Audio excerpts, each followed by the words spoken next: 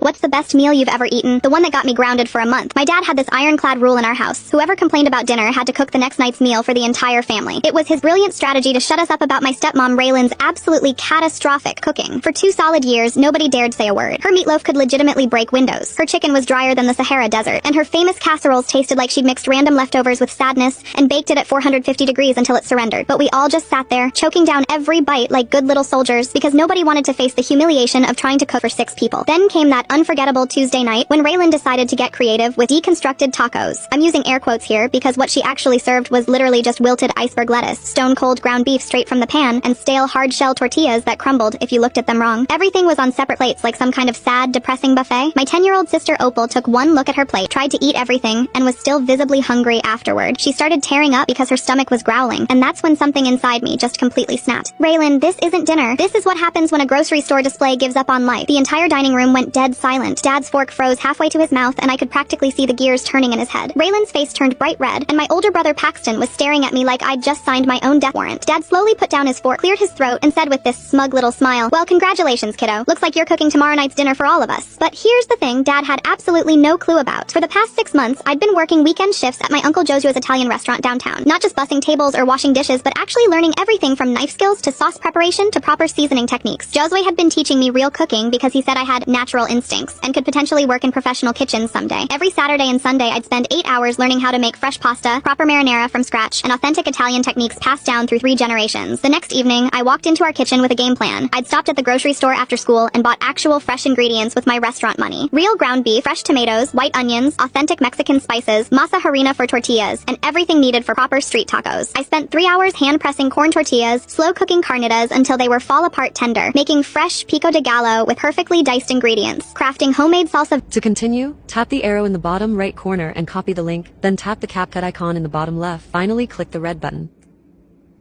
When I pulled out the tampon in front of her, she actually gagged. "We need to admit you," she said, covering her mouth. Hospital day 1.